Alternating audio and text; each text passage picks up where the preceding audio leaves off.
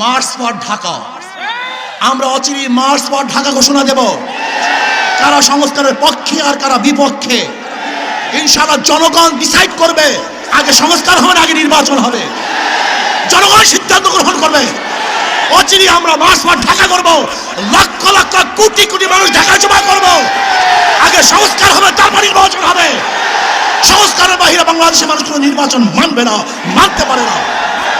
গুন্ডামি নির্বাচন, ডাকাতি নির্বাচন এবং প্রহসনের নির্বাচন, অগ্রহণযোগ্য নির্বাচন বাংলাদেশের মানুষ মানবে না, মানতে পারে না। এর জন্য ইনশাআল্লাহ অচিরেই মার্চ ফর ঢাকা ঘোষণা হবে। রাজি আছেন ইনশাআল্লাহ সবাই? আর আমরা টেস্ট কেস হিসাবে প্রথমে স্থানীয় নির্বাচন চাই। যদি স্থানীয় নির্বাচন সুস্থ করতে পারে তাহলে আমরা মনে করব জাতীয় নির্বাচন সুস্থ হবে। আর স্থানীয় নির্বাচনের সুস্থ না হয় তাহলে বুঝবো যে নির্বাচনের পরিবেশ এখনো সৃষ্টি হয় নাই। আজকে বাংলাদেশের সবচেয়ে বেশি সংস্কারের পক্ষে এবং এই সরকার জন্য সময় পায় সংস্কারের জন্য ইসলামী আন্দোলন বাংলাদেশ সবচেয়ে বেশি ভূমিকা পালন করতেছে। তারা প্রথমে যে কথা বলছে আজও সেই কথা বলছে। আপনাকে সুখে থাকতে কি ভূতে কিলায় নাকি? আপনাকে ভূত পেয়েছে? আপনাকে ভূতে কিলায়? যদি ভূতে পেয়ে থেকে এমন কিলাও শুরু করব আপনি দেখতে পারবেন না এক মুহূর্তও। বিয়াকুব নাকি? যেখানে আমরা সবচেয়ে বেশি এদেশের ভূমিকা পালন করতেছি আর উনি ইসলামকে জলঞ্জলি দিয়ে মনে করছে উনি কিছু দেখাইলেই সবাই বাহবা দিবে।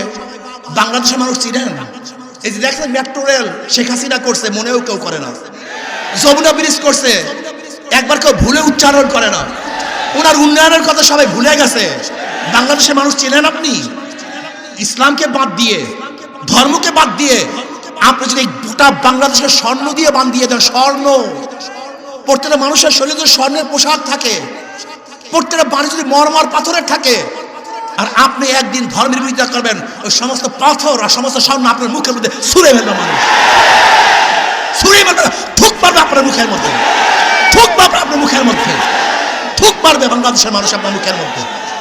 আপনি ভেবেছেন আমরা সবাই আপনাদেরকে খুব সাহস যোগাই, প্রশংসা করতেছি। যারা প্রশংসা করে তারা বদনাম করতে সময় নেবে না, যারা তারিফ করে আপনাকে গালি দিতে সময় নেবে না। খবরদার, ওই বেশ্যা কমিশনদেরকে আইনের আওতায় নিয়ে আসেন, ওদেরকে বিচারের আওতায় নিয়ে আসেন। আমি অভদ্র ব্যবহার করতেছি, অভদ্র ভাষা ব্যবহার করতেছি অভদ্রতার জন্য। এখানে আমি কোনো সুভদ্র ভালো ভাষা ব্যবহারই করতে চাই না। প্রিয় ভাইয়েরা আমার, আজকে বাংলাদেশে নিয়ে গভীর ষড়যন্ত্র চলতেছে।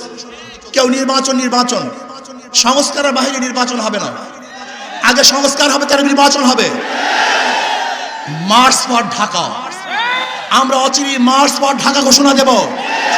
কারা সংস্কারের পক্ষে আর কারা বিপক্ষে ইনশাআল্লাহ জনগণ ডিসাইড করবে। আগে সংস্কার হবে না আগে নির্বাচন হবে, জনগণ সিদ্ধান্ত গ্রহণ করবে। অচিরেই আমরা মার্চ ফর ঢাকা করব, লক্ষ লক্ষ কোটি কোটি মানুষ ঢাকা জমা করব।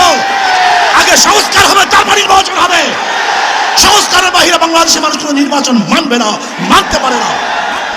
গুন্ডামি নির্বাচন, ডাকাতি নির্বাচন এবং প্রহসনের নির্বাচন, অগ্রহণযোগ্য নির্বাচন বাংলাদেশের মানুষ মানবে না, মানতে পারে না। এর জন্য ইনশাআল্লাহ অচিরেই মার্চ ফর ঢাকা ঘোষণা হবে। রাজি আছেন ইনশাআল্লাহ সবাই? আর আমরা টেস্ট কেস হিসাবে প্রথমে স্থানীয় নির্বাচন চাই। যদি স্থানীয় নির্বাচন সুস্থ করতে পারে তাহলে আমরা মনে করব জাতীয় নির্বাচন সুস্থ হবে। আর স্থানীয় নির্বাচনের সুস্থ না হয় তাহলে বুঝবো যে নির্বাচনের পরিবেশ এখনো সৃষ্টি হয় নাই। আসুন সোচ্চার থাকুন। ডাকাত দল, ইসলামের দুশ্মনেরা এবং ইউনূস সরকারের পায়ের নিচের থেকে মাটি সরাবার ষড়যন্ত্র তো চলছে, অনেকটা অগ্রসরও হয়ে গেছে।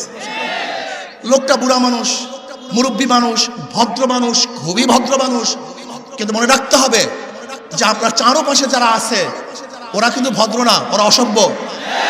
এই অসভ্যগুলিকে আপনার পায়ের থেকে মাটি সরিয়ে ফেলবে।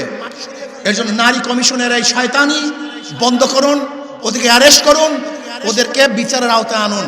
যদি বিচারের আওতায় না আনেন এবং বন্ধ না করেন তাহলে কত ধানে কত চাল আপনি দেখতে পারবেন।